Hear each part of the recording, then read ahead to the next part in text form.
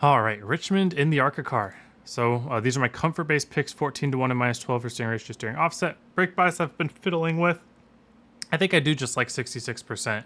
I think lower you can get more rotation, but it gets really touchy on these tires, especially when they get hot or when they're still cold.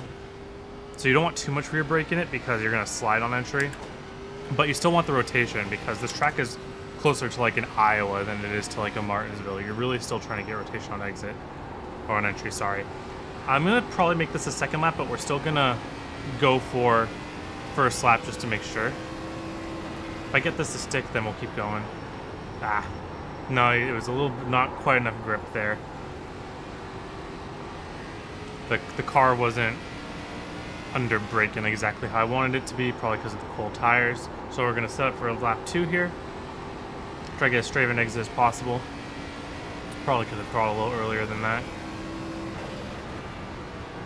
Okay, we want the car pointed down. Just wait on it and throttle through the exit here. Nice. Then 3 and 4. Early braking down to here. Try to stick it to the yellow. Gonna get loose. All right. That 3 and 4 is always gonna get loose, but we're gonna go over it here. All right. So this lap right here, we set up. I left a couple hundredths on the table by not throttling up early enough here. I could be full throttle like right there. As long as the car is rotating, you can just turn the car down the hill, and then as long as you straighten out the wheel by the time that you're getting back onto like where the red lines are here on the wall, if you're able to straighten out the wheel by then, it doesn't really matter how hard you're going. Okay. So this was actually a really, really early entry into the corner. You can dive this a little bit deeper, but I find that to be the deeper that you go, the more inconsistent it is, even on hot lap. And I just like practicing a consistent line, whether it be for hot lap or whether it be for race. So I'm maxing out before I really enter the corner on that 30, 35, 40% banking, braking. And then as I start guiding my car down towards the yellow line, I back it down to that 10 to 20% trail. And I hold it there until the car really starts turning down. We want the car to late apex. We don't want to get to the yellow too early. This is actually a deceptively very difficult entry because if you have to get your nose pointed early. So you see how my nose is going down the hill early before the banking begins. But I don't want to get to the yellow early because I'm just going to have to park it down there if I do. So what I'm doing is I'm just slowly letting the car down and trying to time my trail braking so that the moment that the car weight shifts is at that perfect time where I can pick up the throttle and drive it straight off the corner. So you see I'm on the throttle, and if you late enough apex, this entire exit can just feel a lot easier because you're not having to use much wheel. And again, you want to, if you're adding 100% throttle at any point, you're going to want to be unloading the wheel. And so that's what I'm doing in order to do that. So we'll watch that one more time. Get the car pointed early, but have it bite late so that you can full throttle as long as possible. Cool. All right, 3 and 4 here.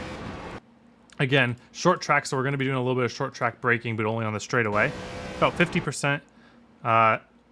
You see how I have a little bit of wheel here so I can aim it at the yellow? Because of that, I can't go to that like 70, 80, 90% braking, or else it's going to just spin my car around. So I got to go to this more conservative 50% brake. And then as I start actually turning into the corner, I trail off. Hold that trail, have the car stick to the yellow. Carried quite a bit of speed here. So I pick up the half throttle. So this is huge, right? Go straight from the 10 to 20% brake. Once you get to the yellow, transition that to a 50% throttle right away. Car will try to stay on its line. It might slide up a little bit. Though the more, if I was able to stay a little bit closer to the yellow here, I could have been a little more aggressive on throttle. But because I'm just sliding up ever so slightly, that's all right for hot lap. You don't have to worry about that for hot lap. Except I know that because I'm sliding up, I'm going to have more wheel input when I start throttling up. And this is really, really easy to spin your right rear tire off of. So I knew, you heard me even in the live, say, oh, I'm going to get loose here.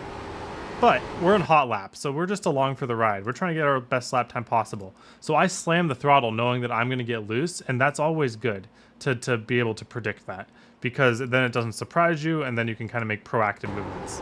You can see here, I know I'm going to get loose because of my angle here, but I just really am already correcting before it's even getting loose, and that allows me to save it and do that hot lap strategy. But that isn't really the long run strategy. The long run strategy is we're going to want to save the right front tire and we're going to want to save the right rear tire, because both of them are going to be at a premium for this combo. It's not enough to say, oh, my right front and my right rear are wearing equally. You really want to be minimizing the heat in them. And the way that we do that is we just run these consistent lines. So I want to be on this yellow as long as possible for the entire corner on a long run. If I can exit like this, like that'll be perfect. On entry, I'm going to take my braking even earlier. Really try not to slide. It's going to be really tough on the cold tires. And then just being a little more patient, getting back to full throttle. Just trying to minimize any tire sliding. The cold tires are really hard, aren't they? Well, that kind of just shows you how difficult it is. I think I just need to be more confident in that higher percentage of braking before I enter the corner. I need to either get on the trail brake earlier, or I need to get more confident and aggressive on the brake. But yeah, we don't want those sliding moments. Now we're going to try to get our tires cooled down. So you can see I just want to park the car towards the yellow line. Now we'll really get on our game here. So this just shows you how difficult this is going to be, right? This isn't going to be easy. But this early braking, aiming all the way at the yellow, letting the car slide down the whole way, that's going to be your key to saving your tires. Like, that's not very fast, but driving right on the edge is very difficult for a long run here. That was a really good 3 and 4. I'm going to try to get a little bit wider on my 1 and 2, but that's going to make it more susceptible to kick out the right rear. So I'm going to have to really try to just nurse it down here. We really want to still get that late apex. You can see how I have to kind of wait on the throttle because I'm not late apexing it. 3 and 4 though, you just have to worry about getting to the yellow and staying to the yellow. These corners are immensely different. You can see how much easier it is for me to be good in 3 and 4 than 1 and 2. 1 and 2, really about starting the car wide, getting the car turned down. This is probably better. This is more like an Iowa line. You don't want to get that car to the yellow too early, but at the same time, you don't want to mess up your rear tires. Oh, that was too much speed. So this is what happens when you overdrive. You just absolutely torch everything, and you don't really even go faster. So let's try to put it together now, right? Keep it in the middle, have it bite, go down to the yellow. Very good. Now we kind of got our tires more on a temperature that we like them. Brake early, really try to avoid sliding those rears and stick around the yellow this whole way. Doesn't matter if you don't slide up to the wall. That was a good lap for where we are on the run. But you see right here, I'm getting to the yellow too early, so I'm just gonna have to wait. Just be patient if you go to the yellow too early. You're gonna be giving up like multiple tenths, but if you try to push it from there, horrible on your right rear. It's just asking way too much of it. So I recommend aiming more towards the center when you're entering the corner, but that's what you don't want to do too. That was just me being lazy and going full throttle immediately. But you want your nose pointed kind of at where the groove is, and then let the car bite and turn down. You don't want to be aiming for the yellow line right away like you would at a lot of tracks. Like even here in 3 and 4, man, I'm overdriving now. I'm aiming at the yellow line on entry, but in 1 and 2, I'm actually aiming about a lane up and then just waiting on my trail brake until the car bites. So aiming about a lane up, car bites, turn it down to the yellow.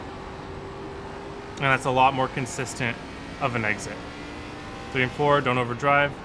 It's all about keeping the heat out of your tires. Very good. So this is going to be a bit of a struggle race, right? This car probably will actually start handling better as the run goes on, assuming that you don't destroy your stuff in the first 10 laps. Just because the tire pressures get up to where they're supposed to be at and all that fun stuff. But you can see how much it's wearing the right rear over the right front, and we don't want this right rear tire temperature to be even similar to the right front.